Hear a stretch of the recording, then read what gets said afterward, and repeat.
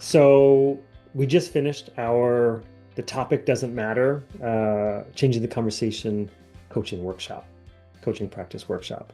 And our intention for today was to highlight sometimes when somebody brings a topic to the conversation, the topic isn't always what is needed to be focused on in order for that person to progress. So we had a visual on the screen for people to see where the coachee is carrying in this topic into the conversation. They've got a goal, they've got steps that they could potentially take.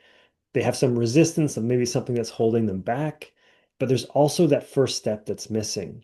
So, what came up in today's session was highlighting oftentimes what's needed in that moment is exploring the unseen, the unvoiced, or the unexplored, and potentially for that coachee for the very first time.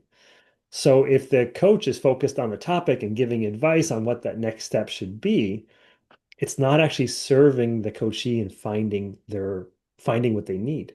They need clarity and focus on that unseen, unvoiced, and unexplored so that they know what they're working with so that they can take the next step for themselves. And it ties into our conversation model, Ian, that there's three conversation: relationship, possibility, and action. And when you talk about the unseen and the unexplored and unvoiced is in conversation for relationship. And so focusing on the topic and giving advice is often down in the action mode. So we're backing things up so that they can look for what's missing, what are the roadblocks, what are any concerns or worries they have.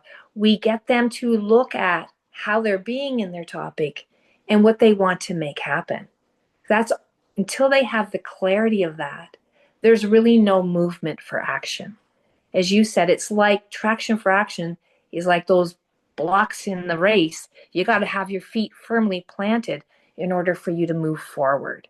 So today was about how do we spend more time not giving advice, not getting down into action, and kind of sit in conversation for relationship to support that person to kind of explore all those things that are going on.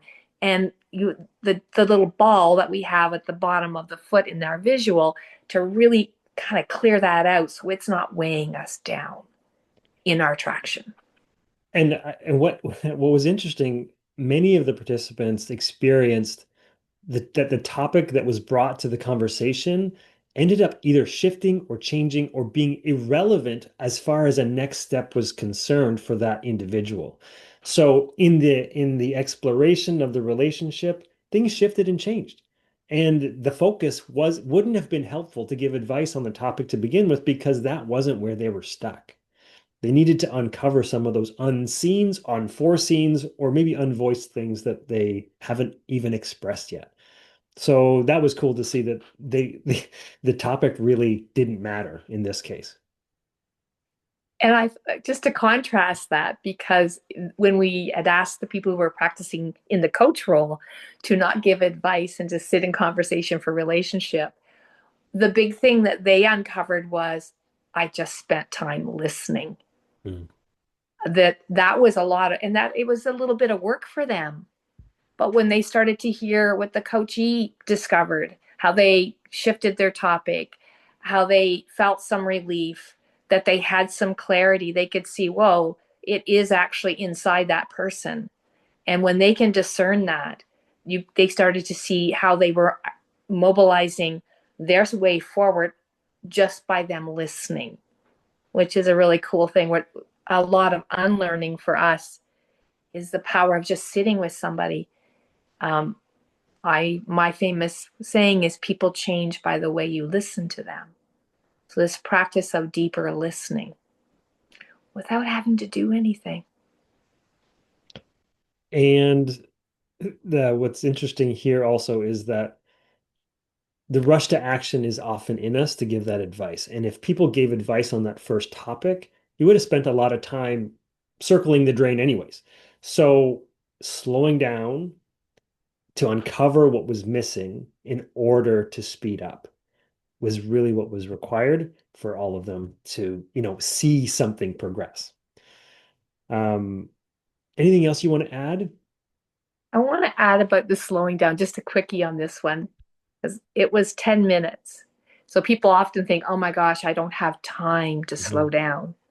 So in a very short time, this was able to actually accelerate that person's ability to move forward.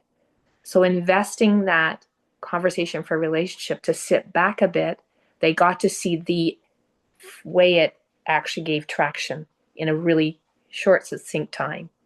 Yeah. So if you need some practice or you want to explore, the conversation model, the conversation for relationship, possibility, and action, we have videos for that where you can listen to the practice to help you in your day-to-day conversations, to understand the flow of that conversation, to help you improve the conversations that you're having.